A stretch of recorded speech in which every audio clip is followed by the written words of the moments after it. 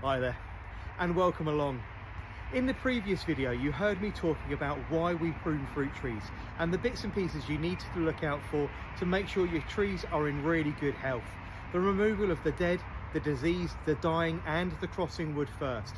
If you've chosen not to prune your fruit trees, that's absolutely fine. But if, like me, you're growing large amounts of fruit in a relatively small space by using these kind of trees, this is a espalier tree where the branches have been trained into the horizontal position. Maybe you have a cordon or a step over or a fan-shaped plant. All of these items are going to need pruning over the next coming weeks as the plant is dormant and the excess growth removed from them. You also want to prune them again in the summer to remove excess wood like you would do a wisteria. We do that to promote lots and lots of fruit spurs, and you can see here a cluster of growth in front of me. It's been caused by the fact the plant has sent up one particular stem. At some point, either myself or the person that trained it to begin with has actually removed that growth, causing it to produce one or two buds from the same side. Over a period of time, those branches continue, and you can produce large amounts of good quality fruit in a really small space. When you're working on a tree like this, you really must make sure that you're looking out for any diseased, dead, dying or crossing wood. That needs to be removed immediately. And you then need to focus on simply removing any excess growth, leaving behind a fruit bud. You can see on this one here a lovely bulge underneath the surface. This is going to produce a really lovely cluster of buds. On the mature trees, you'll find these low down, often within 1, 2, 3 or 4 buds from where the growth was pruned from last time.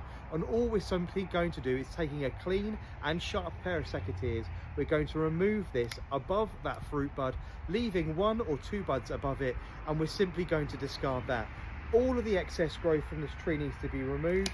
Nice and simply, find the bud underneath the surface. You'll see them bulging just below the bark, often larger than a normal bud, sometimes I say a little bit higher, and using your secateurs, cut the stems away to around 4 or 5 millimeters above that bud. Leave yourself a little bit of clearance, because what we don't want to do is we don't want to crush that important bud with the anvil of the secateur.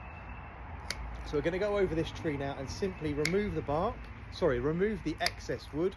Now, if you wanted to at this stage, you can pay attention to the direction of your secateurs. If you wanted to, you can try and put a 45-degree angle at it. To be honest with you, I've been pruning fruit trees for nearly 20 years, never paid any attention to it whatsoever, and never had an issue whatsoever. So just simply cut above the fruit bud, remove all of this excess growth. At this stage and after this, your fruit tree should look lovely, clean and sleek. At this stage as well, you want to go through them and just make sure that any wires that you're using to hold the tree in place are nice and loose. If you've used cable ties, they need to be removed every so often and replaced. If, like me, you've got spirals of wire around them, just open them up a little bit to make sure they're not nipping into the bark. Now, in my pocket, because here is one I made earlier, I actually have some dead and diseased wood for you. I actually went over to a pear tree that we have in the garden. Excuse me, I've dropped a piece of it, because I wanted to show you this. This is actually on a tree that was in the garden when we purchased the house. It'd actually been pollarded right off at the top of the stem and allowed to regrow. The poor old thing is actually blighted with fire blight. You can see here, lots of distorted growth at the very tips. The actual tips of the stems themselves completely die off. All of this is dead. All of this needs to be removed. Now, this is a full-size tree, so I'm going to have to get the large henchman out and get up it and remove all the growth. I was quite excited when we moved to the house to find a mature pear tree. There's an old wives' tale that they say about growing pears, is you never plant a pear tree for yourself.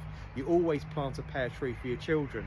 So coming to a garden with a mature pear tree, because I really do like a pear, was an exciting prospect. Unfortunately, this is a variety of pear that I don't actually like to eat, so they often go to waste, which is a good reason why you should never ever grow or plant anything that you don't want to grow in the garden. But I just wanted to show you that is fire blight. Also an early sign of canker here, which is a large sort of knobbly growth on the actual stem itself. All of this kind of wood needs to be removed by about 3 or 4 inches into fresh and clean wood. This is also the perfect time to do what we call a winter wash on your fruit trees. It's not something I do, but if you have a problem with pests and diseases in your garden, if you have lots and lots of aphids, or you're prone to attack from moths and things, now is the time to get out and put a winter wash onto the fruit trees. Personally, it's not something I do, but it's something that you can do if you have a problem with those. It's always sometimes best to be safe than sorry, but I say don't use any chemicals or any washes in the garden whatsoever, and never really had an issue whatsoever.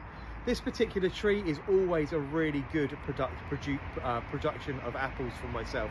Always a really heavy cropper. And now, considering it's not on the best aspect, it's actually on a southeast aspect. East is behind me in the camera, southeast is behind me on the lens here. So it's always a funny position, but this tree always looks glorious, always produces a wonderful amount of flower and a fantastic amount of crop.